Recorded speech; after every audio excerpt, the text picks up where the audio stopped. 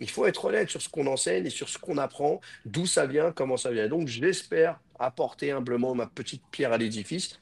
Et je pense que ça peut aider beaucoup de personnes à voir un peu plus profondément, et dans la relation, et dans la pratique, de voir que c'est pas simple, et de voir que c'est aussi, quand c'est pas simple, c'est toujours intéressant. Cette vidéo vous est présentée par imaginearts.digital. Salut les Budokas et bienvenue pour cet échange exceptionnel. Aujourd'hui, j'ai l'immense plaisir d'accueillir à nouveau le docteur Kassem Zougari, chercheur, auteur, pratiquant passionné et pédagogue hors pair. Il est de retour pour nous parler de son tout nouveau livre qui explore des thèmes essentiels pour tous les passionnés d'arts martiaux. Dans cet ouvrage, il aborde avec profondeur des sujets qui nous touchent directement: la transmission du savoir martial, l'art du mouvement, le concept des ryu, mais aussi l'évolution du jujitsu. Aujourd'hui, nous allons nous concentrer sur un thème qui tient particulièrement à cœur tous les pratiquants et enseignants: la transmission. Si cela te passionne autant que moi, reste avec nous. Et surtout, n'oublie pas de commander le livre de Kassem, disponible dès maintenant avec le lien dans la description. Tu peux également découvrir la plateforme de streaming Imaginars Digital pour approfondir encore ta pratique et ta compréhension des arts martiaux. Sans plus attendre, place à la parole à l'expert. Salut Kassem, comment tu vas? Ah, bonjour Lionel, bah, ça va très bien. Bonne année. On Eh est oui, encore tout proche, bonne hein. année à toi Surtout la, aussi. la santé. Merci, merci. Beaucoup de bonnes choses, surtout la santé, hein. Hmm, Parce que sans la santé, ben, on fait rien. La santé pour profiter des bonnes choses, pour profiter des gens qu'on aime, et surtout pour supporter les vicissitudes de ce monde, les difficultés, parce qu'il faut être en bonne santé pour supporter tout. c'est Donc, ça. que du bon à toi et à toutes les personnes qui nous regardent. Merci beaucoup. C'est exact. Tu vois, la santé, c'est primordial pour pouvoir vivre pleinement après tous les projets que l'on a. Si on n'a pas ça, on peut rien faire d'autre. Donc, c'est Tout à vraiment fait. santé en premier. Donc, merci beaucoup. Aujourd'hui, donc, on va parler de ton nouveau livre et qui sort en format e-book. Donc, Ah. sur la transmission du savoir dans les arts martiaux japonais, les den. Mhm. Donc, qu'est-ce qui t'a poussé à écrire ce bouquin? Alors en fait, bon, le bouquin était plus ou moins déjà prêt. C'est une petite partie de ma thèse. Ma thèse a fait environ 800-900 pages. Donc tu vois, Hmm. ça c'est vraiment une toute petite partie de ma thèse. Et comme tu sais, donc je travaille avec Léo pour Yajima, et bon, j'écris pas mal de choses à droite à Hmm. gauche, aussi pour le musée, etc. Mais en général, ce que je faisais, je le fais en anglais. Pour des raisons simples, c'est que je travaille plus à l'étranger qu'en Hmm. France, et qu'en France, bon, je n'étais pas vraiment trop intéressé. Mais donc depuis, j'écrivais directement en anglais, j'écrivais pas en français, j'écrivais directement en anglais. Après, je me faisais relire par des professionnels, ce qui me permettait aussi d'améliorer mon anglais, de travailler mon anglais. Maintenant, je fais pareil avec l'allemand, parce que donc, comme tu sais, ben, on est Ouais. ensemble au musée, donc il faut aussi travailler en allemand. Je fais aussi pareil en espagnol. Mais en français, donc j'ai énormément écrit, notamment pour ma thèse, et beaucoup de choses que j'avais écrit, des articles que je n'ai pas publiés. Tu D'accord. vois. Et Léo, mais d'autres aussi, hein, Alexandre de la revue, Hmm. aussi Mohamed qui s'occupe de Ryugi Shunpan. Hmm. Il faut que tu écris en français. Ça serait bien que tu écris en français. Tu as des choses qui sont intéressantes, qui peuvent être aussi intéressantes, que les gens peuvent aimer. Nous, on aime bien quand on lit ou quand tu nous en parles. Et il y a aussi, bien entendu, des élèves au Canada, des élèves en Suisse, en Belgique, non pas qui sont réfractaires en anglais, loin de là, mais qui aimeraient avoir accès. Donc, on va dire un peu que c'est un peu tout ça, c'est toutes ces bonnes volontés qui aimeraient lire. Et je me suis dit, pourquoi pas. Et Hmm. donc, il y avait l'occasion de sortir un e-book, de faire un test en e-book, parce que jusqu'à présent, on avait sorti 2 livres en l'espace de 2 ans, hein, ce qui est quand même très lourd, hein. Tu Hmm. sais comment ça se passe. Oui. Donc des livres en anglais qui ont très bien marché, qui ont fait même chacun 1500 ventes, hein, ce qui est pas Hmm. rien dans les arts martiaux. On a fait tout ça de manière, on va dire, traditionnelle, hein, donc avec c'était Un mon associé. éditeur. Ouais. Voilà, Mohamed, on a la maison d'édition ensemble. On a tout travaillé, j'ai même travaillé pour Hmm. empaqueter, des élèves nous ont aidés. Bon, donc c'est pas facile, hein. Quand tu sors un bouquin, c'est pas Hmm. facile. Puis en plus, il faut les envoyer. Donc il y a tous. Et on a pensé au format électronique. Et je me suis dit, bah, pourquoi pas tenter avec ce que j'ai en français. Et donc voilà, ça, on va dire que c'est l'idée de base. Le problème, c'est maintenant, qu'est-ce qu'on va mettre dedans? Et j'avais une idée. euh, parce que je suis en train de travailler sur la publication de ma thèse en anglais et qui est, on va dire, quasiment prête. Et donc, j'en parle un petit peu là, hein. Je veux faire quelque chose Mhm. un peu comme dans la guerre des étoiles. Alors, D'accord. grand fan de la guerre des étoiles, comme beaucoup, hein, les années 70, n'est-ce pas? Et je pourrais, par exemple, enfin, publier la thèse telle quelle. Mais elle est lourde. Donc, en Ouais, général, quand tu 800 écris une pages. thèse, c'est pour, voilà, c'est d'abord 800 pages, hein, c'est un Mhm. bottin, les gens le lisent de moins en moins, ou quand ils lisent, c'est des choses très simples. Donc voilà, déjà, il y a ça. Et il faut la nettoyer. C'est-à-dire Oui, que quand elle a été écrite, en plus des fautes de français, enfin, pas mal de choses, quelquefois c'est lourd, tu vois, t'as beaucoup de termes japonais, tu passes du oui. texte au japonais au texte Mhm. français, tu as les traductions, les explications, c'est extrêmement lourd. Mhm. Et voilà, selon telle source, selon tel chercheur. Et donc, si t'es pas toi-même un chercheur universitaire ou un professeur universitaire, en général, quand tu écris une thèse, c'est simplement pour donc, tes directeurs de recherche et les membres du jury. Mhm. Ensuite, quand tu la publies, il faut la retravailler. Donc, euh, je- c'est trop lourd. Trop lourd. Et donc, ça avait commencé. J'avais déjà une partie en anglais. Et aux États-Unis, on m'a dit, écoute, voilà, on aimerait bien, là, ce que tu fais, c'est bien, est-ce qu'on peut sortir ça? Et de cette partie-là, je me dis, attends, je vais la réétudier, je vais la retravailler, et on va voir. Et de là, je vais commencer à la sortir un peu comme la guerre des étoiles. C'est-à-dire que je vais commencer par le volume 2, Mhm. ensuite le volume 3, et revenir au volume 1 qui s'appelle Les Maîtres. Alors, Oui. j'aurais pu commencer par Les Maîtres. Le problème, c'est qu'il me fallait quelque chose de au milieu qui fasse la jonction entre deux époques pour pouvoir commencer. Et quand il fallait expliquer ça, il fallait bien entendu en même temps expliquer énormément de choses de l'ordre du contexte des arts martiaux classiques. Parce que donc, ma thèse parle des arts martiaux classiques, parle par exemple de tout ce qui est ce qu'on appelle le Bugei, le Bujutsu, le Ouais. Heibo. C'est ce que faisait Musashi, c'est ce que faisait Yagyu, c'est ce que faisait Hattori Hanzo. Donc il va falloir être très pointu sur beaucoup de termes, sur la transmission, sur beaucoup de choses, avant de rentrer dans un densho et avant de rentrer dans la biomécanique. Mhm. Terme qui n'existait pas, par exemple, au Oui. 14e, au 15e siècle. Donc, il va falloir tout expliquer et c'est pas simple.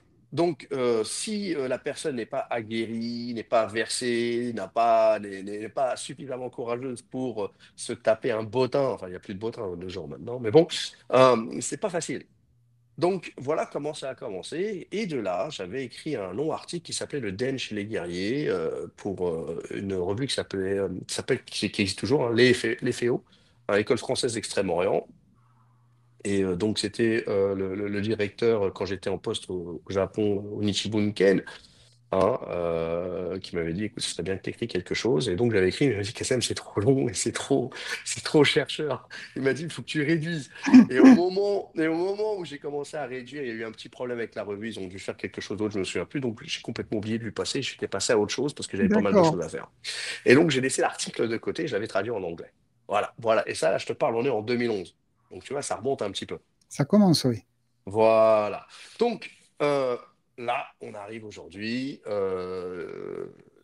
Donc, Léo me dit, ça serait bien que ça soit que t'en parles. Alors, au début, je voulais faire passer ça en mode feuilleton sur Yajima. Après, je me suis dit comment faire. Puis ensuite, je me suis dit, j'ai vraiment pas le temps, autant tout sortir sur un livre. Et donc, la genèse a commencé comme ça. Donc, 5 articles, 5 longs articles Mhm. pour un livre. Voilà. Ouais. Ah, ce livre, donc, hein, il va être destiné à qui exactement? Et pourquoi ils doivent le lire, tout simplement? C'est souvent, tu sais, dans un livre, donc ouais, on parle de transmission. Donc, Mhm, qu'est-ce que mhm. toi, tu vas transmettre là-dedans, en fait? Parce que je sais que tu vas Alors, transmettre beaucoup de choses dedans. Mais qu'est-ce que oui, tu vas transmettre et surtout à qui ça s'adresse? Est-ce que ça s'adresse à tous les budokas, à tous ceux qui font des arts, même des arts martiaux modernes, on va dire? mhm. Alors, en fait, comme toujours, moi, quand j'écris quelque chose, je vise large. Hmm. C'est-à-dire qu'à la fois, j'essaie d'être très pointu dans l'écriture, à savoir l'objet d'étude, mais d'ouvrir l'objet d'étude à tout le monde. C'est-à-dire que je ne Hmm. regarde pas s'ils font des koryu, donc des écoles classiques, ou s'ils font du judo, du karaté, donc tout ce qui est Gendai Budo, et encore des sports de combat. Mais encore, je vais aller encore plus loin, même les personnes qui aiment les mangas, qui aiment l'histoire du Japon, qui aiment aussi l'histoire de la transmission, qui aiment la phénoménologie, et qui aiment aussi tout ce qui est spirituel. Pourquoi? Quand on parle de transmission, et ce n'est pas enseignement, parce qu'on utilise le Mhm. terme den en japonais, je l'explique Oui. dans l'article, den, ça veut dire la transmission. Et la transmission, qu'est-ce que c'est? Bon, bien sûr, c'est un terme qu'on comprend tout ou moins en français, qu'on pense qu'on utilise plus en mécanique, mais non, loin de là. En fait, si on regarde le terme traditionnel et on le regarde en latin, il y a tradere. Que veut dire tradere? Ça veut dire transmettre. Donc en fait, la transmission, c'est le terme qui est à la base du mot traditionnel. Tous ceux qui parlent d'arts martiaux traditionnels, par exemple, ou qui parlent Mhm. de, euh, comment dire, de discipline traditionnelle, ou qui parlent d'enseignement traditionnel, etc., etc. Ou quelquefois, on parle aussi de transmission primordiale, ou de Mhm. transmission première, etc., etc. Donc, il y a un terme qui est assez commun pour toutes les disciplines. Ça, c'est la première chose. Donc, il y a quelque chose de général. Ensuite, pour tous ceux qui aiment le Japon et qui ne comprennent pas comment ça fonctionne, la relation maître à disciple, d'abord chez Mhm. les guerriers, comment elle a été mise en place, d'où viennent les termes comme Jikiden, Shiden, transmission secrète, tout ce qui est du Shoden, Okuden, Mhm. etc., etc. D'où ça vient? Comment ça a été fait? Par qui? Comment ça a commencé? Donc, c'est cette histoire humaine derrière les termes qui m'intéresse et qui, je pense, peut intéresser les gens et répondre à beaucoup de questions. La difficulté de la transmission, la difficulté des relations humaines entre un maître et un disciple. Pourquoi choisit-il ce disciple plutôt qu'un autre? Pourquoi on paye les grades? Parce que ça existe, c'est une chose, c'est Mhm. vrai. Et il y a beaucoup de choses, nous, pour nous autres occidentaux, qui nous sont peut-être un peu inconnus parce qu'on a des clichés, oui, tout travail mérite salaire, j'ai fait mon grade, j'ai fait mon truc, je passe, j'ai le grade, etc. Au Japon, ça se passait pas comme ça, et il va falloir attendre Kano pour que les grades deviennent des dan. Avant ça, il n'y en avait pas, donc il y Mhm. avait un système bien spécifique, mais les grades s'achetaient. Si on avait de l'argent, si on était bien posé et que le maître avait besoin d'argent, ça s'achetait. Donc, j'ai dans cet article, dans le premier article qui s'appelle le Den de la transmission chez les guerriers, c'est de montrer l'évolution, la structure, comment ça fonctionne. Alors, il va y avoir bien sûr des termes, il faut y passer, hein, c'est normal. Oui, bien Il sûr. va y avoir aussi une histoire, on va prendre aussi des textes sources, les premiers qui nous permettent de remonter tout ça. Et je pense que ça s'adresse à tous ceux qui aiment le Japon, qui aiment le Japon, Mhm. tous ceux qui aiment les arts martiaux, sans esprit de clocher, Ouais. et même les Ouais. arts martiaux chinois parce Non, qu'il y non, a mais bien énormément sûr. de termes qui viennent des arts martiaux chinois. Donc, encore une fois, ça s'adresse à toute personne qui a envie d'étudier et d'ouvrir son horizon à la recherche. Et même pour ceux qui n'ont pas d'informations, qui ont besoin d'informations pour pouvoir briller devant leurs élèves et d'autres. Voilà. Donc voilà. Oui. Comme ça, Ou tout simplement, c'est comme tu disais, par exemple, avec un disciple, un élève. Donc, tout à après, avec fait. tous les termes qu'il y a, Voilà. c'est de bien se remettre en place tous ces termes et de les remettre à leur place et Oui. pas les changer, les juxtaposer. Voilà, ne pas les arranger, ne pas créer n'importe quoi. Parce que le problème, c'est que au jour d'aujourd'hui et depuis, mais ça existait au Japon déjà, mais c'était quand même moins. La création d'école, la création de style, hein, l'expression de ce qu'on a envie de faire, ce qui existe en France, il y a plusieurs Mm, écoles qui sont créées par des gens et qui vont dire oui, ils sont allés au Japon, etc. Mais ça existe aussi au Japon, ça existe même par les meilleurs. mm, Minoru Mochizuki a créé son style, alors que c'est qu'un judoka, c'est quelqu'un qui connaissait pas le jujitsu, c'est un judoka qui pratique le jujitsu. Donc automatiquement, il a une vision du judo et c'est pas les seuls. Tous ceux qui ont pratiqué l'art du sabre mais qui viennent du kendo sans avoir changé leur propre forme. mm. Tous ceux qui ont utilisé des formes d'arts martiaux chinois dans leur karaté alors qu'ils continuent toujours à bouger comme des karatékas. Donc, c'est bien de vouloir pallier aux problèmes ou douleurs rencontrées lors de la pratique. Mais il faut aussi être honnête. Mm. Il faut être honnête sur ce qu'on enseigne et sur ce qu'on apprend, d'où ça vient, comment ça vient. Donc, j'espère apporter humblement ma petite pierre à l'édifice. Et je pense que ça peut aider beaucoup de personnes à voir un peu plus profondément, et dans la relation, et dans la pratique, de voir que c'est pas simple, et de voir que c'est aussi, quand c'est pas simple, c'est toujours intéressant. Ouais. J'en profite un petit peu pour te poser des questions, hein. Oui, je t'en prie. Dans quel aspect du DEN sont souvent incompris, d'accord, par les pratiquants d'aujourd'hui? Alors, tout d'abord, c'est que il faut savoir qu'il y a une relation avec le spirituel. Alors, quand je dis spirituel, donc c'est au mot large. hein, Mhm. mais souvent, un grand nombre de termes techniques qui vont devenir ensuite l'apanage de certains ryuas viennent des influences bouddhistes, shinto, donc bouddhiste alors, ça dépend les écoles, ça, bouddhisme zen Mhm. bien entendu, mais bouddhisme ésotérique, shinto et aussi de l'observation de la nature, des phénomènes naturels Mhm. et des animaux ou des insectes. Donc, il y a tout ça qui va se mélanger à l'intérieur. Quelquefois, on a des termes techniques pour des noms techniques ou pour des sections de Densho qui n'ont aucun rapport avec le mouvement, la technique. Il ne faut pas oublier que ce sont des guerriers, donc des Mhm. techniques qui sont faites pour tuer, pour survivre, pour protéger.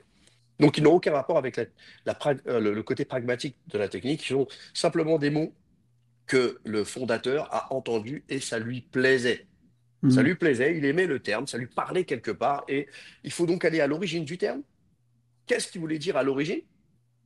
Comment il a touché le fondateur, le maître, et pourquoi il est utilisé, et comment il a évolué en fonction des disciples. Parce que chaque successeur, chaque génération va apporter quelque chose. Alors, attention, ce quelque chose peut être positif, une valeur ajoutée, comme il peut être le Mhm. pire, une Négatif, oui, sclérose. oui. Parce qu'il y a énormément de sclérose dans les arts martiaux classiques et dans les arts martiaux en général, comme on peut le Mhm. voir dans les religions, dans les études, en philosophie, etc. Il y a quelque chose qui s'installe, une sclérose, et ben, les choses, on accepte tout, on ne critique plus. Alors, dans le sens critique grec, hein, le fait de poser des questions Oui. qui sont justes et correctes, hein. Euh, et donc, il y a beaucoup de choses dans le Den quand on veut dire Shoden, Chuden, Okuden. Donc, ils sont, on Mhm. va dire, je prends quelque chose de très simple. Shoden, qui se traduit soit par la transmission du début, Sho Hajime, hein, Hajime. Hein, Mhm. il y a deux Hajime en japonais, hein, il y a deux Hajime, deux caractères. Il y a celui de commencer, hein, qui est très connu, et celui du début. Alors, on Mhm. va dire, oui, mais c'est la même chose. S'il y a deux caractères, c'est que c'est pas la même chose. Voilà, L'image n'est donc pas la même non plus. l'image n'est pas la même. Donc il y a le shoden qui, on peut dire la transmission initiale, la première transmission, Mhm. ou la transmission du début. Shuden, si on traduit littéralement, ça veut dire la transmission du milieu. On pourrait Mhm. dire la transmission intermédiaire, celle qui fait le pont. Et ensuite le okuden, la transmission profonde. Et alors là, c'est assez complexe, parce que quand on dit j'ai étudié la transmission profonde ou j'ai terminé la transmission profonde, c'est profond. Par conséquent, c'est pas terminable. On ne peut pas la Mhm. finir, c'est profond. Si on l'a fini, c'est qu'elle n'était pas profonde. Donc déjà, il faut comprendre ces termes, d'où ils viennent, comment ils viennent, pourquoi, qu'est-ce qu'ils veulent dire. Souvent, on a des textes, comme par exemple la petite Densho que je travaille en ce moment, hein, et tu as, c'est ce que j'ai utilisé pour le livre, hein, que des sources écrites en chinois, etc., etc. Et dans ce texte-là, ah, voilà, Ouais, c'est bon. hein, tu as le maître qui dit Shoden wa okuden nari. Shoden wa okuden nari. La transmission du début et la transmission de la fin. Mhm. C'est-à-dire que le début, c'est la fin. Alors, ça fait très philosophique, mais d'un autre côté, quand on étudie des écoles classiques profondément et la relation, la première chose qu'on t'enseigne, la première chose qui va être transmise, c'est ce que tu retrouveras à la fin. On Mhm. t'enseigne déjà le début, le plus haut niveau au début. Mhm. On est très Oui. loin de ce qui est sport de combat ou quoi que ce soit quand on part chez les guerriers. On n'a pas le temps de dire, tiens, voilà comment on tient le sabre, tiens, voilà comment. Non, non, non. Ça, c'est quelque chose qui est déjà du l'ordre du vécu, de la connaissance directe. C'est des gens qui ont déjà fait du champ de bataille. Donc, quand ils vont rencontrer un maître, qui est déjà, voilà, il va y avoir une passe d'armes. Dans cette passe d'armes, espérons que le disciple ne mourra pas, parce que ça arrive. Et qu'est-ce qu'il va lui transmettre? Il n'y a pas, je vais t'enseigner niveau 1, niveau 2, niveau 3, niveau 4. On n'en parlait même pas. La Mhm. pédagogie de l'ordre j'explique n'existait pas dans les arts martiaux classiques. C'est de la pédagogie de l'instant, de l'immédiateté. Est-ce qu'on est Mhm. capable ou pas? Hein, on n'est pas à l'école. Hein, le judo, le karaté, le kendo, l'aïkido vont prendre la direction de l'éducation physique grâce à Canon. Et puis parce que c'était aussi dans l'air du temps. Mais les Oui. arts martiaux classiques vont prendre aussi cette chose dans les Kobudo vers la fin d'Edo, et c'est là que va se mettre en place une sclérose et que la Mhm. transmission va être, comment dire, elle va être cloisonnée. Ouais, À je cette comprends bien. époque-là, le début, c'est la fin, c'est le début. Allez, avance. C'est comme ça que tu apprends. Tu sais pas nager, ben, nage. Tu vas Hmm. apprendre par. Voilà. C'est un peu En le comme ça. faisant. Et C'est- il y c'est- a quelque chose de plus naturel. Et donc, dans le ouais. den, les choses qu'on a du mal à comprendre, c'est qu'on utilise beaucoup, en général, pour enfumer les gens. Shoden, Shuden, Okuden, Hmm. Jiden, Shiden, la transmission secrète, etc. Alors qu'en fait, c'est des choses qui sont très simples et que si on les remet dans leur contexte historique, on peut les comprendre très facilement. Et on Mhm. verra qu'après tout, il ne s'agit que de la relation humaine et de comment le maître est relié, lié au disciple. Pourquoi, comment, et on remarquera que le cœur, Hmm. là, donc les qualités humaines, autant du maître que du disciple, sont d'une importance capitale. Et de ce point de vue-là, c'est là qu'on va voir, par exemple, le lien avec le côté spirituel, ce qui se passait dans les temples et les monastères. Et on peut aller encore même plus loin, tout ce qui est la gnose en Europe, le soufisme Hmm. ou la kabbale, c'est basé sur la même chose. C'est cette relation maître à disciple et cette sincérité qui est au cœur de la transmission.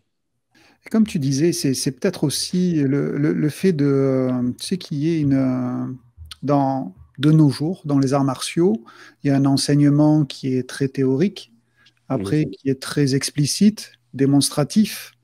Mhm. Et souvent, comme tu disais, en fait, il y avait une chose qui était très importante, en fait, c'était cette relation que tu avais avec le maître, avec le sensei, et donc où tu pouvais travailler pour avoir se toucher en fait, les Mhm. choses qui ne pouvaient pas être vues, Tout à ressenties, fait. et pouvaient être que ressenties. Si tu pouvais le ressentir aussi, si tu étais prêt à le ressentir aussi, comme tu expliquais, quoi.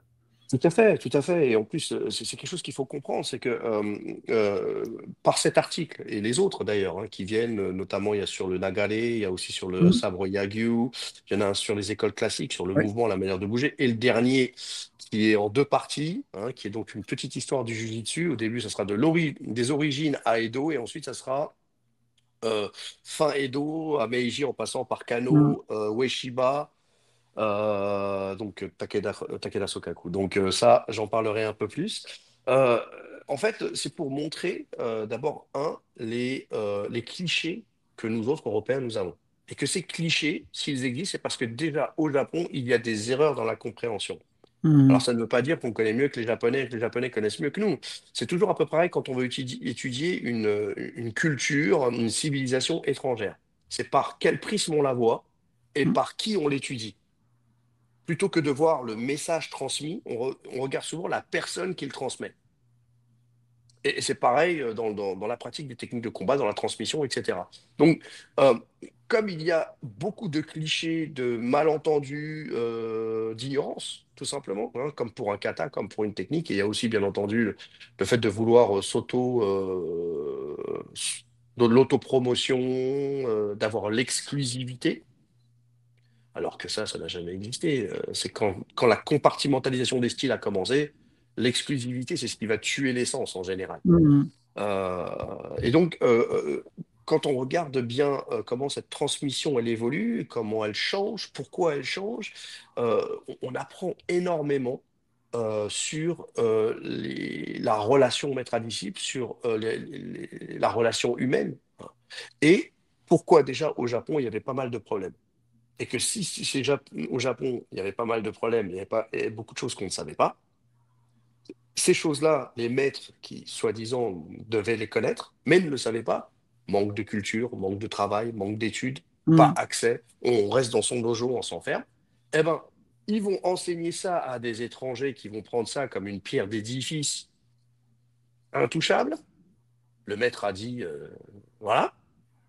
Et quand ils vont revenir dans leur pays, quand ils vont faire face à des gens qui ont fait des études, soit en japonais, soit en chinois, parce que ce que j'explique en japonais se fait aussi pour les arts martiaux chinois, hein, il n'y a aucun problème. Hein, à la différence des arts martiaux chinois, c'est que dans les arts martiaux japonais, il y a des Mm. écrits anciens. Les arts martiaux chinois, très, très, très peu, pour ne pas dire pas du tout. Et quand il y en a, il faut vraiment voir si c'est pas des copies, des faussaires, qui existent aussi au Japon, bien entendu, mais d'une autre façon. Donc, ce que je voulais dire ici encore une fois, c'est que on a tellement de clichés, on a tellement de soucis. Je suis tombé là-dedans moi aussi. Et quand on commence à étudier par le texte, à rencontrer plusieurs maîtres, à voir, à regarder, à bien observer, eh ben là, on s'aperçoit que, ah oui, on comprend le cloisonnement, on Mhm. comprend la distanciation sociale qui existe au Japon, hein, la manière de saisir, etc. On serre pas les mains au Japon, n'est-ce Mhm. pas? Bien On se sûr. salue. Donc ça date pas d'hier. C'est quelque chose qui existe depuis très longtemps. Hein. Par exemple, juste une petite chose. Tu as déjà entendu parler du kumikata en judo. Oui. Hein. Très bien. Donc kumikata, on traduit ça. Donc kumu, on va prendre le caractère qui nous plaît le Mhm. mieux. C'est saisir, puisque en judo, on se Ouais. saisit. Kata, manière de, façon de. Ok. Ouais. Ah ben, il faut savoir que ça n'a jamais existé en jiu-jitsu classique. Mhm. C'est quelque chose qui est créé par Jigoro Kano. Que cette manière de venir saisir commence à voir le jour vers la fin Edo, au moment où le jiu-jitsu devient complètement obsolète. Où les atemis, qui est la clé de base du jiu-jitsu, Mhm. ont disparu pour beaucoup de raisons. Plus d'utilisation d'armes, moins de pratiques, intérêts différents. Il est mieux de rentrer dans une forme de lutte, etc., etc. Ça reste quand même violent, hein, parce qu'on a des textes. Mais Oui. quand on parle du jiu-jitsu classique, par exemple, ça commence quand on parle du combat en jiu-jitsu classique, c'est de la frappe. Et les clés viennent après. Donc déjà, le kumikata, c'est pas le kumiuchi, qui est l'un des termes du jiu-jitsu qu'on retrouve déjà pendant la période Muromachi, donc 14, 15e Mhm. siècle. Et donc, c'est des choses comme ça. On va croire que le jiu-jitsu, par exemple, la prononciation, est-ce que c'est jiu-jitsu ou jitsu, etc. Tout ça encore, c'est parce que manque d'études. Il faut savoir que les Japonais eux-mêmes, si on parle de Jigoro Kano, par exemple, connaissaient-ils vraiment le jiu-jitsu? Ça, c'est une Ah, et question. Eh ben, il faut poser la... d'après ce que j'ai lu, pas trop, quoi. Non, il connaissait pas trop le jiu-jitsu, mais c'était quelqu'un de suffisamment intelligent pour isoler ce qu'il avait besoin. Mhm. Maintenant, il a étudié, mais très peu. Hein. Chaque fois, il allait rester 1 an ou 2 ans avec chaque maître, et le maître mourait. Hein. Le premier maître, Fukuda Sensei, est mort très rapidement, donc il n'a pas le temps de terminer. Le deuxième, Shekiba, meurt pareil, et déjà, il avait déjà l'idée de créer sa propre école. Donc, et ce sont des maîtres qui pratiquaient un jiu-jitsu qui était déjà obsolète. Mhm. Donc, il va avoir un jujitsu qui est un peu spécifique, et donc il a déjà quelque chose en tête, une méthode corporelle intéressante. Mais quand on regarde aujourd'hui le judo, il n'y a rien de jujitsu à l'intérieur. Déjà de la Mhm. manière de saisir, tout ça, ça n'existe pas. Donc ça, j'en parlerai dans l'article du judo, mais encore, c'est une manière, ça fait partie du den, ça fait partie de l'évolution des styles en fonction du temps, de leur contexte, et ça permet de comprendre pourquoi nous-mêmes, on ne comprend pas, ou on fait des erreurs, ou on a été, entre parenthèses, guidé vers des images, une manière de penser qui était incorrecte face à l'histoire et aux faits historiques, bien entendu. Mhm. Oui, parce que souvent, certaines idées sont pensées, sont dites, transmises, mais à partir d'un seul moment, quoi, de Tout à l'histoire, fait, et tout à qui n'est fait, pas tout en à fait fait. le début de Tout à l'histoire. fait, tout à fait, tout à fait, tout à fait. C'est pour ça que, encore aujourd'hui, si on veut parler du jiu-jitsu, parce que j'en parle un petit, j'en parle Oui. dans le cinquième article, quand tu regardes dans les disciplines modernes, bah, l'aïkido est peut-être la seule discipline des Gendai Budo où tu retrouves encore un tout petit peu de jiu-jitsu classique. En kendo, il n'y a quasiment pas de kenjutsu classique, Mhm. pas du tout. Euh, Peut-être que oui, que certaines positions et encore, mais dans la manière d'utiliser. En yai, il y a pas de... tellement qu'on est rentré dans un cérémonial. En fait, on a tendance à croire que ce qui est traditionnel, c'est le cérémonial. Alors qu'en fait, le cérémonial, c'est ce qui est venu tuer les arts martiaux et le cloisonner. C'est le début. Donc tout le côté je salue, tout... non, chez les guerriers, il n'y avait pas de ça. Si je pouvais te taper plus rapidement ou pendant le salut, c'est là que j'allais le faire. Donc, Mhm. alors pourquoi parler de Zanshin? Le Zanshin, c'est pas après le combat, c'est d'abord avant. Donc, il y a beaucoup de choses qui sont tellement de l'ordre de l'opposition dans ce qui est dit, ce qui nous est raconté, que quand on essaie de mettre ça dans l'histoire, de retrouver dans l'histoire, eh ben, on ne Ouais, trouve pas. ouais. Et on a beau chercher dans les textes, hein, eh ben, c'est pareil pour le den. Euh, L'utilisation des termes. Par exemple, si on parle du karaté aujourd'hui, donc on va dire dans le karaté Shoden, Shuden, Okuden, c'est faux. D'un point de vue pratique, oui, parce qu'il y a toujours des niveaux dans toute Oui, discipline, en mais fonction, ça n'a jamais voilà, mais existé. les termes n'ont jamais existé. Le Mhm. terme ryu utilisé pour le terme karaté, c'est quelque chose qui vient de Hondo. On utilisait le terme de thé pour Ouais. Okinawa. On n'utilisait Ouais, pas le terme Todé. de ryu. Ouais. Voilà, Ouais. Todé, donc Chulité, Tomalité, etc. C'est Le ça. terme de Ryu est venu bien après. Il est venu en copiant ce qui se passait sur Rondo. Mhm. Hein. Alors que, et puis, quand on regarde bien, le système de Iemoto n'existe pas vraiment dans dans les styles de karaté. Hein. Mhm. Donc, Soke de passé, qui est d'ailleurs même quelque chose d'assez récent, qui ne s'utilisait pas par le passé, on parlait plutôt de Dai, donc de génération. Oui, il y avait bien sûr une passation à un prochain successeur, mais le terme Soke est vivant, enfin, est très jeune. Mhm. Il s'utilise à partir de la période Meiji, mais il s'utilisait déjà plus dans d'autres disciplines telles que la cérémonialité, le no, etc., etc. Mais pas dans les arts martiaux classiques. Là, encore une fois, les gens qui pratiquaient les arts martiaux classiques ont vu ça, ont trouvé ça intéressant et l'ont pompé. Est-ce Voilà. que ce côté cérémonial est-il pas aussi lié à l'influence religieuse, la vision spirituelle des guerriers au fur et à mesure, ou des gens de l'extérieur qui sont venus leur ajouter parce qu'ils commençaient à être en temps de paix? Là, c'est Alors, vraiment une question, tu non, vois, c'est une bonne, c'est une très bonne question. En fait, ça ne vient pas d'un coup. Ça ne vient oui, pas mais du jour au forcément. lendemain. Ouais. Il va y avoir plusieurs étapes. D'abord, quel type de pensée religieuse va influencer les guerriers? Alors, Mhm. tout dépend d'abord de l'obédience, hein, la foi à laquelle le guerrier, peu importe lequel, si on parle d'un Yagyu, de Musashi, il va naître dans une famille. Sa famille va automatiquement avoir peut-être un temple qui est proche par lequel ils vont étudier et vont être touchés. Par exemple, dans la famille Yagyu, Yagyu Sekichusai, il est plus de l'ordre du bouddhisme ésotérique, donc tout ce Mhm. qui est Mikyo. Hein.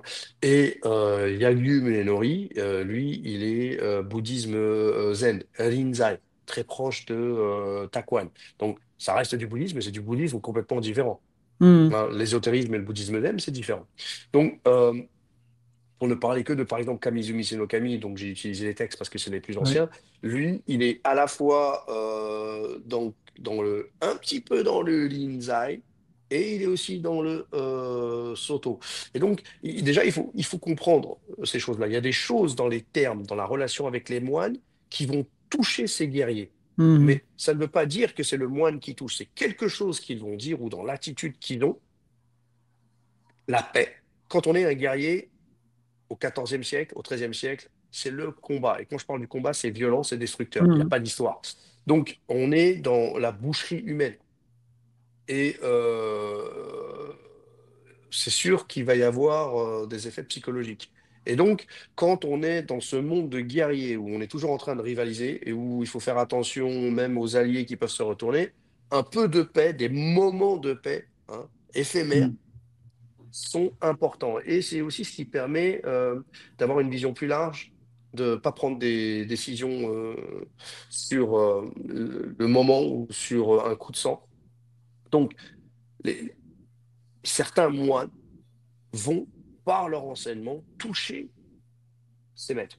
Et c'est Mhm. pareil pour la notion de Jujutsu, qui est Yawarakai, Yawara, qui veut dire souple, qui veut dire doux, qui veut dire aussi, en fonction du caractère, paisible, paix, harmonie, mais qui veut dire Mhm. aussi être mou, être mou.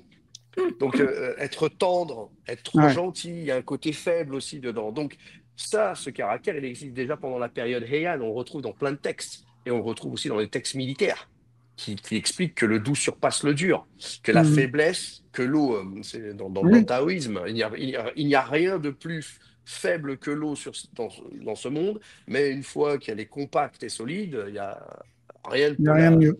Mhm. voilà. Et donc, ça va parler à des gens qui ont une expérience de la vie difficile, une Mhm. expérience du combat difficile, mais ça va parler aussi à des gens qui ont l'intelligence et le cœur et le moment pour pouvoir le prendre. Donc, on n'est pas dans le cérémonial là, on est dans comprendre quelque chose qui va me rendre meilleur, soit dans l'art de l'homicide, soit dans l'art de gouverner, les deux. Et il n'y aura pas de cérémonial. Le cérémonial va commencer à venir au Japon. Ça va commencer d'abord un peu avec Oda Nobunaga. Et qu'est-ce que c'est que ce cérémonial? C'est tout ce qui est de la cérémonie du thé. Il faut que les guerriers Mhm. qui sont très belliqueux, il faut les tenir. Il faut les tenir. Donc, on va commencer à émettre des règles. Ça commence un peu. un petit peu par Oda Nobunaga. Ensuite, Hideyoshi va commencer à fermer parce qu'il a vu d'où lui venait. Il n'aimerait pas que quelqu'un fasse la même chose que lui et le retourne. Hein. Lui était de basse extraction. Hein. Donc, il va encore plus cloisonner. Et celui qui va terminer ça pour des raisons de sécurité, c'est Tokugawa. Et ses Mhm. deux enfants, donc Hidedata et Iemitsu, vont imposer aux guerriers jusqu'au kimono par rang, par règle, pardon, par rang, par hiérarchie, la manière de porter ça jusqu'à la longueur du sabre, Mhm. la manière de marcher, la manière de se poser. Et surtout, maintenant, il faut arrêter le combat. Si vous pratiquez les arts martiaux, c'est pour développer l'aspect psychologique interne et le contrôle. Donc déjà, ça c'est pendant la période d'Edo. Et là, il va y avoir de plus en plus de cérémonial. Mais auparavant, un guerrier était un guerrier parce que dans sa manière de s'exprimer, dans sa manière de marcher, Mhm. voilà. Et, et ça va être de plus en plus incrémenté dans la société japonaise, chez les guerriers, etc., au milieu de la période d'Edo et jusqu'à la fin. Donc, ce qui fait que tous les arts martiaux classiques, parce qu'il y a plusieurs types d'arts martiaux classiques, et j'en parle aussi dans le livre, notamment dans l'article sur le Jiu-Jitsu, mais on peut le voir aussi Oui. sur l'article sur les écoles. euh, il y a plusieurs types d'arts martiaux classiques. Il y a ceux qui sont nés pendant les guerres féodales. Donc ça, ce sont ce sont les techniques transdisciplinaires. On sait tout faire, on s'adapte à tout. Ensuite, on va rentrer pendant la période d'Edo, et le début de la période d'Edo, on a encore ce type de guerrier rompu à tout, qui sache utiliser n'importe quelle arme. Les Musashi, les Yagyu font partie de cette période-là. Ouais. Dès qu'on arrive au milieu, à partir de 1700, c'est là que ça va commencer à changer. Donc la guerre devient un peu lointain. Ceux qui ont réussi, les survivants de ces guerres sont soit morts ou soit très vieux. Les choses se transmettent différemment. On est dans le tissu urbain et on va avoir une autre forme d'école classique qui va se créer à ce moment-là. Donc c'est des écoles classiques qui vont se créer dans le tissu urbain des grandes villes comme Edo, donc Mhm. Tokyo aujourd'hui. Et là, pourquoi on enseigne? Eh ben, voilà, Mhm. on n'a pas la chance d'être rattaché à un chef. On est un bon bretteur.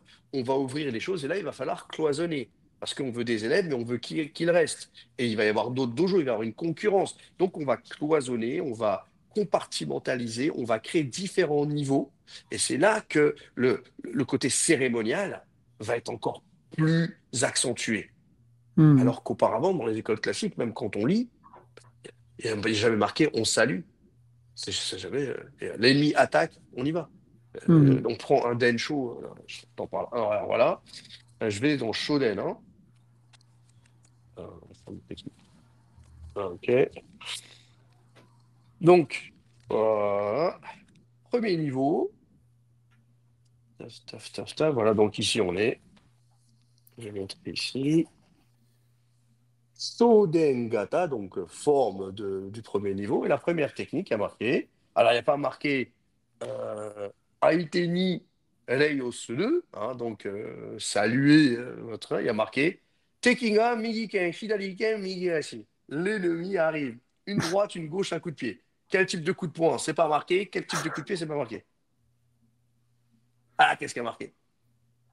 Et ensuite, à la fin, j'arrive à la fin.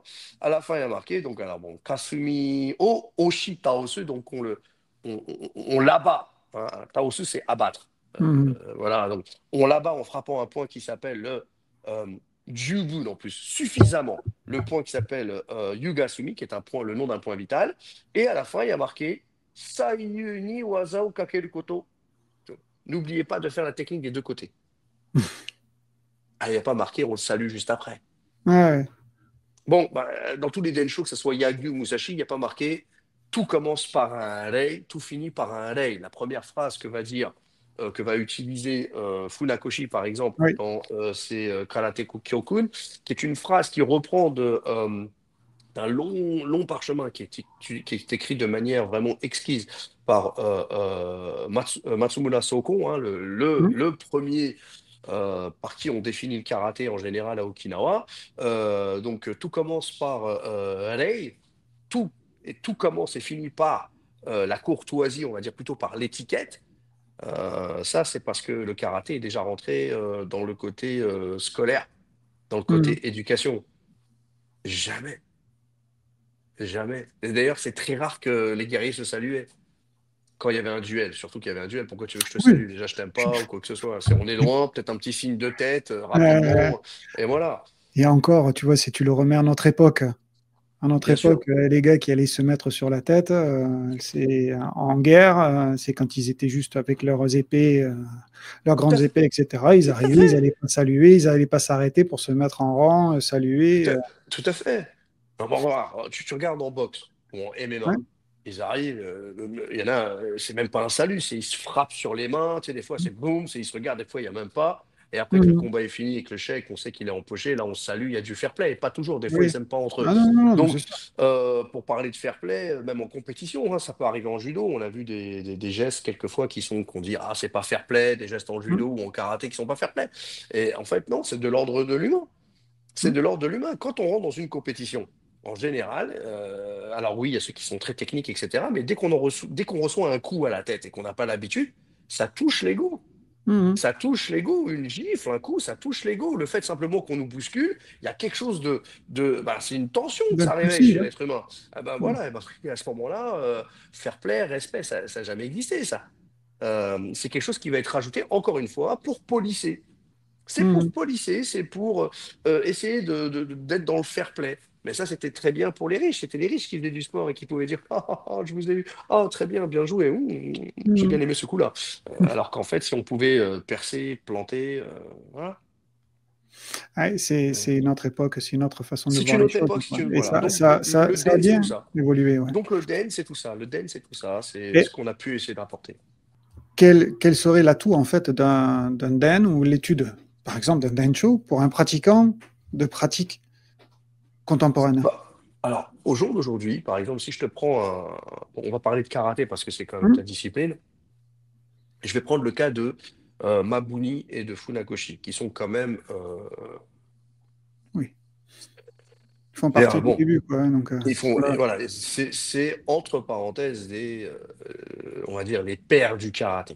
D'accord? Mhm. Alors, quand Funakoshi et Mabuni, surtout, hein, et même Motobichoku, Hum. Motobuchoki, pardon, Motobu, ouais. Motobu, ouais, quand ils arrivent à Hondo, donc sur Tokyo, l'une des choses, c'est qu'ils veulent étudier le bujutsu japonais, et notamment Mhm. le jujitsu. Ça, on a des phrases japonaises qui nous sont ramenées, rapportées, expliquées par des gens, des Japonais qui étaient présents à ce moment-là, qui ont entendu à ce moment-là. On a des phrases, par exemple, de Otsuka Sensei, qui était très proche de Maboni, qui a Mhm. rencontré aussi Motobu. Hein. Il y a eu même une petite passe entre les deux, qui a été rapportée. Et donc, on est quand même en face de grands karatékas. À Okinawa, ils sont respectés, je pense. Quand Mhm. ils arrivent sur Hondo, ils sont inconnus. Et pourtant, donc, ils connaissent l'art des atémis, hein, l'art des atémis, mais ils sont intéressés à connaître qu'est-ce que c'est que le Bujutsu. Alors d'abord, ça veut dire qu'ils n'avaient aucune connaissance sur les Ryuha japonais. Déjà, le fait qu'ils veulent savoir, c'est qu'à Okinawa, il n'y a pas de Ryuha japonais. Ou si on a Mhm. une, c'est gardé simplement pour tout ce qui est proche de la famille Oui. royale. Ouais. Donc, par exemple, le style que pratiquait dans ce qu'on appelle le Motoburyu, avec Uehara Sekiichi, où il y en a différentes armes chinoises, etc., etc., qui est d'ailleurs transmis sur Osaka aujourd'hui, Mhm. par, je crois, le petit-fils ou quoi, quelque chose comme ceci. Donc, eux vont étudier les Bujutsu. Et il va y avoir un truc qui s'appelle le Kenyukai, qui va être monté par un groupe de pratiquants solides, dont un certain Ueno Takashi, qui était au Japon une sorte de porte ouverte pour tout ce qui était école classique. Et ce Ueno Takashi, il va avoir parmi ses amis un très très bon ami, Mabuni. En plus, Fujita Seiko, c'est comme ça qu'ils vont se connaître, puisqu'il va y avoir une relation entre Fujita Seito du Kogaryu, hein, et Mabuni. Mhm. D'ailleurs, ça c'est important à savoir. Donc on voit déjà que les gens qui pratiquaient le karaté, pas n'importe lesquels, des grands maîtres, que ce soit Funakoshi ou euh, Mabuni, par la suite, Motobu ira sûrement étudier parce que ils se connaissaient, il y avait de l'échange, hein, voulaient étudier les Densho. Et là, on parle de maîtres qui sont déjà aguerris en karaté. On s'entend bien, hein. Donc, Mhm. si déjà à cette époque-là, des maîtres aguerris voulaient en savoir plus sur le Bujutsu, qu'est-ce qu'il en est aujourd'hui? Je pense que ça serait à peu près la même chose. Quelqu'un qui pratique les arts martiaux modernes, qui pratique du MMA ou quoi que ce soit, et qui a envie simplement d'ouvrir son champ d'horizon, c'est-à-dire de rester d'être enfermé comme ça et d'étudier un peu plus. Parce que la boxe, tout ça, c'est très très bien, mais il y a un moment, ça va plus être possible parce que c'est basé sur une biomécanique qui demande des muscles jeunes, qui demande de l'explosivité. Donc, il va falloir travailler le corps différemment. Donc, étudier les densho, étudier les den, ça permet de recentrer, de donner de la perspective, de regarder les choses avec du recul et apprendre une autre biomécanique qui peut être intéressante, Mhm. même pour les sportifs, du point de vue de la santé, du point de vue de la santé, par exemple. Super, hein. Ouais. T'es- Super. Ben oui, mais non, mais c'est au moins ça permet aux gens quoi, de comprendre que même, tu vois, il y a une citation, après, je connais pas son origine, et toi tu la connais peut-être, hein. Tu sais qu'on dit souvent que Funakoshi disait que pour pouvoir voir mieux sa montagne, il fallait en gravir une autre. Et Oui, je oui, suppose en fait que c'est peut-être lié avec ces histoires, tu vois, d'aller voir un petit peu dans les bujutsu japonais. Et je oui, pense que c'est ça, c'est d'aller voir ailleurs pour pouvoir ben, agrandir, polir ta propre tout à pratique par fait. rapport aux autres. Tout à fait. Funakoshi, même dans les préceptes, quand on les lit, hein, bon, d'abord, il ne faut pas oublier que Funakoshi, c'est un Oui, oui, instituteur d'école. Donc, ce qu'on appellerait aujourd'hui un maître des écoles, oui. peut-être le primaire. D'accord? Quand il Mm, est face à Kano, Kano, lui, c'est un universitaire, prof d'université. Le niveau de connaissance, il n'est pas pareil. Il est très loin. On dit souvent que Funakoshi savait très bien parler le japonais. Or, on a des preuves qu'il y avait quelqu'un Guima, mm, Guima Makoto, je crois, qui était donc une personne d'Okinawa, un Okinawaien, qui vivait à Tokyo, qui faisait ses études à l'université et qui était souvent utilisé pour traduire les propos qu'on comprenait pas trop. mm. Oui, mais parce que Et il parlait bien tout à fait. japonais pour un Okinawanais. Voilà. Et donc Funakoshi le dit dans ses préceptes, étudier les textes sur le Heiho, étudier les différents textes. Mm, Parce que, je ne veux pas dire que le karaté était obsolète, loin de là, le karaté est une discipline jeune par rapport à ses mm, Ryuha. Ça ne veut pas dire qu'il n'est pas fini, ça ne veut pas dire mais il demande peut-être encore à se développer, à se pousser, parce que quand on regarde même dans les différents Ryuha de karaté, que ce soit en Uechi-Ryu, il y a des dissensions. Les dissensions mm, apparaissent dans tous les styles, même bien dans les sûr. religions. Et ces dissensions, soit ça peut être des dissensions qui peuvent être des bénédictions, dans le sens où elles vont apporter quelque chose pour questionner le pourquoi du comment et donner un élan pour aller plus loin, ou des dissensions qui vont fermer, qui vont scléroser, qui vont créer des esprits de clocher à droite et à gauche, comme ça existe un peu partout.